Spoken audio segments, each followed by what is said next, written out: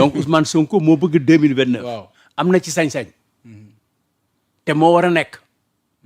bëgg bi gi moo war a nekk parce que moom moo jiite woon parti bi pour nekk candidat en 2024.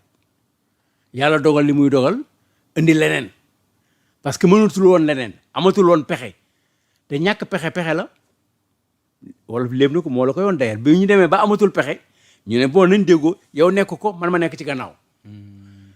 dafa mel nag ñoom waxtaane nañu ñoom ñaar lu réew mi fekkewul. ñoom ñaar coach. waaw waxtaan nañu yoo xam ni seen intérêt la ñoom mais wóoruma ne intérêt Sénégal la woon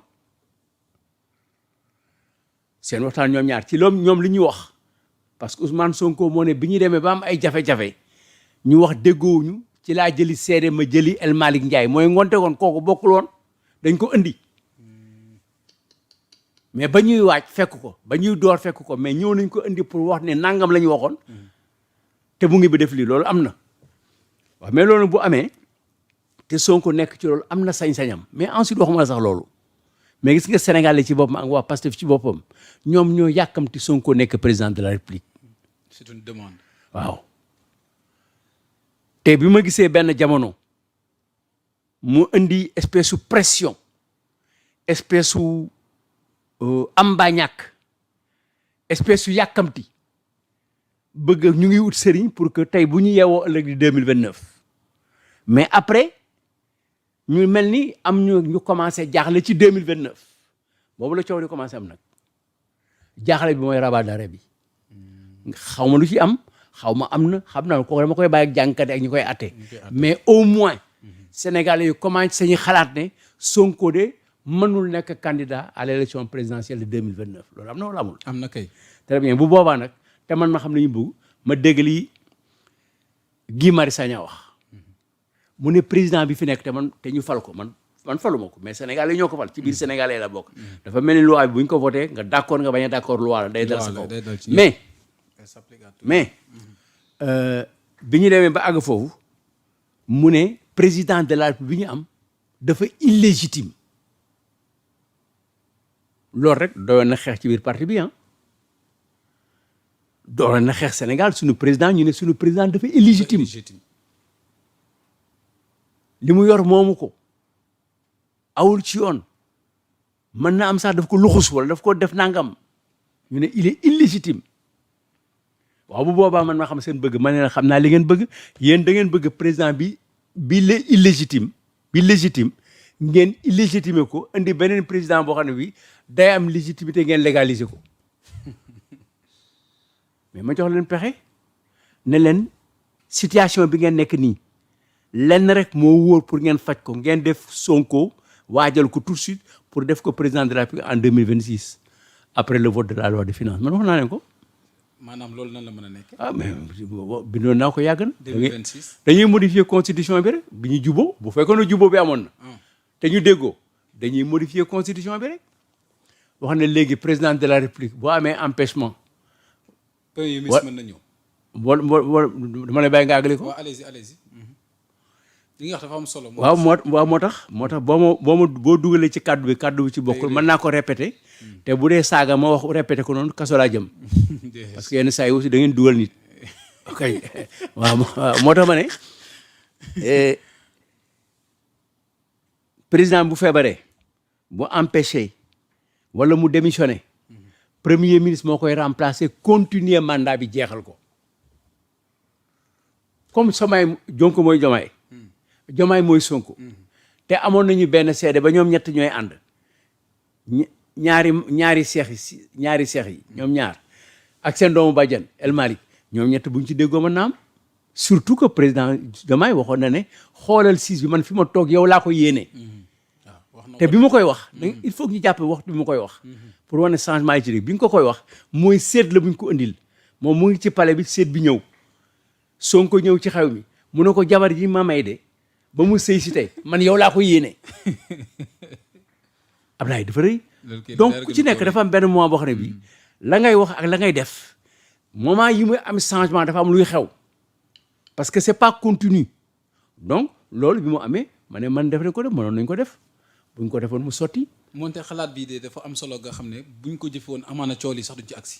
waaw mais léegi coow am na parce que boo temps jubóo bi am na nekk bi am na ku nekk leen rek li Sonko bugg noonu moom la Jomaay di fexe du mu ko jotee. moom lay tëddee moom lay yeewoo ngoonte bi loolu amee mais ñu mën a def loolu surtout que nag amoon nañu assemblée boo xam ne bii dinañ ko nangu ensuite réew mi toll na foo xam ne yàkkamteeguñu xàddeeguñu ñoom dañuy defee ne rek lu Sonko teg ak Jomaay fi mu nekk rek pour développer Sénégal la ngoonte woon ci waxtu boobu mënee soon na ko nangu mais nag ndax dinañ ko nangu ëllëg wala gannaaw la kooku beneen problème man weesoogul ba tey de. man ne ba tey weesoogul de. waaw mais oui attends xalaat boobu. waxuma ne weesu na wala weesu mais damay jàpp man tamit li xew ci diggante bi. diggante bi dégg naa fi lu nekk. diggante bi am na changement. diggante bi problème ay pression sur la justice am na. diggante bi ay magistrats génn nañ fi. diggante bi premier ministre nee na fi président de la république réew mi doxaloo ko. amul autorité. bàyyil ma gouverner. dafa manque aussi donc loolu daf ci jot. donc loolu nga xam ne dafa bees te ñagas yi dafay am lu muy changer ci comportement yi. lu dëgg. donc boog loolu mënoon na nekk mais est-ce que mën na nekk tey beneen problème la. alors ensuite yaa ngi koy wax léegi président non seulement peut-être amoon na coalition président mais topp ci woon noonu. situation politique bi mu créé ci parti bi ak wax yi mu jur ak yeneen li nga xam ne ñun xamaguñu ko parce que am na lees waxagul lu bari. lees waxagul lu bari. waaw dafa bari ñi ñaa ngi wax ku nekk ngi wax fii jote nañ lii nangam wax nañu nangam ñi ngi def ay audio ñi ngi bind ñi ngi nangam ay journalistes donc lu bari am na lu ñu xamagul parce que chef d'État li muy xam moom nga dul xam te ku nekk sa xam-xam lu mu bari am na loo xam ne ci sa morom xamuloo ko ngoonte woon loolu président de la république moo xam tolluwaay réew mi fu mu toll ak lan la laaj keneen xamu ko surtout nag kaay ma wax la benn affaire am na foo xam ne boo ci génnee ñaari fan ñetti fan yéeg ne génn nga ci de situation bi mu créé nii premier ministre dem fii nangam wax nga ko léegi parce que da nga waxoon ne da nga ne woon ne écourté na congé moom moo ko defal boobu. le 21 la waroon a jeex. waaw moom moo ko waxoon de. waaw moom kenn bindul ko këyit ne ko demal congé tel jour ñëwal tel jour ne comme ni ñu la defal. waaw comme ni ñuy defal pend moom moo ne dem naa congé dinaa ñëw tel jour. waaw moo ne moom kéegal du mais diggante bi mu defee ko di mu fi demee congé lu bari rëcc na ko. lu bari rëcc na ko. ah oui lu bari rëcc na ko. naka la koy d'abord naka la koy defee moo tax communiqué bi nga dégg ko ñu ne nañu mel ni ñu meloon. communiqué bi wax na ko. communiqué bi junj na ko communiqué bi wax na tandem bi mais communiqué bi ci parti bi rek waxuloo état bi mais état bi aussi yow wax nga ko nee nga coalition Diomaye président mu ngi fi mu nekkoon. nangam Pire Passe Samanta Ndiaye defe naa ne conseil des ministres bi Abdourahmane Diouf mu nga fa woon. waaw parce que aw ma communiqué bi gis naa rek kenn xamul lu ci xew excepté boog li ci Guirassy wax. Guirassy def na benn publication tàgg na réunion bi ni mu demee nee na mësul gis ci àdduna réunion bu mel noonu. waaw xam nga loolu toujours ñu wax ko. am na solo gis nañ ko xaaral ma rappelé ko sax interview ñuy seetaan surtout ñu bàyyi xel communiqué bi nga wax noonu dañ ne le bureau politique national de Pastef les Patriotes sous la conduite du secrétaire général Ayib Daffé daje na ak président de la République Bassirou Diomaye Diakhar Faye ni ki kon démb fukki fan ak juróom-ñett ci weeru novembre 2025 ci nag climat bu fraternel maanaam ci ak dal gu péex goo xamante daal waxtaan nañ ci lu bëri loo xamante ni soxal na tolluwaayu réew mi rawati nag nañ la ñuy yokkee booloo gi ci parti la ñuy wax l'unité du parti ak tandem Diomaye Sonko bi en particulier rawatina ñoom ñaar tandem bi Diomaye ak Sonko mu ne afin d'accompagner de consolider cette dynamique positive donc le BPN maanaam mooy bureau politique national bi wéyal nag li nga xam ne moo di plan d'action bi nga xam ne ci réunion bi ñu jotoon a def fan yële samedi gee ñu génn fukki fan ak juróom ci weeru novembre ngir tontu nag maanaam nu mu gën a gaawee jafe-jafe yi askan wi rawatina nag xaar yi ak yaakaar gi nga xam ne peuple sénégalais bi wala africain yi am nañ ko bokk kon ci communiqué bi nga xam ne jot nañ ko mais ci conseil des ministres bi aussi ni ko waxee sànq ku ci mel ne Guirassy ministre de l'éducation nationale ñëw na ci anam gi ñu ko amalee ak tey pexte meeg contentement bi aujourd'hui j'ai vécu l'un des conseils des ministres les plus inspirants de ma vie publique, ambiance détendue mais exigeante, portée par un sens de l'humour rare du président de la République et du Premier ministre, mise au service d'une rigueur collective et d'une volonté de mieux faire. Voilà, des décisions justes, une énergie positive et un sentiment profond de servir l'intérêt général avec lucidité et espoir. Moustapha Guirassy, ministre de l'Éducation nationale, donc muy dëggal wax ji nga xam ne yaa ngi koy wax. loolu li mën a jox benn affaire d'abord ci communiqué bi ci boppam. xam nga wax na ne dañu pour ñu yokk unité parti bi. li ñuy yokk rek matul. renforcer da lañuy wax. waaw lu ñuy yokk rek mu renforcer mooy doole ji desoon na. mooy doole lu manqué doole. waaw donc te li fi passé la. wante man li fi passé ñu ko doon weddi yëpp. jàpp nañ ne dañuy weddi rek mais am na. waaw parce que diggante ñaari nit moo jafe. et puis tàggoo yombul. surtout tàggoo boo xam ne dafa am lu ko lal. ci ay ànd. mais am na ay loo xam ne da ngeen ko denc muur ko pour yéen te mu ngi jëm fekk juróom-benni at. tàggoo bi du yomb. du yombee waaw yenn saa yi dina jafe pour nga tàggoo nit. mooy xeeti sëy yi nga xam ne tas ko du yomb. déet ki la koy may la. ki la koy may la. dafay nekk sa kilifa. nekk sa ndijaay nekk sa papa nekk sa maam nekk sa lu bari.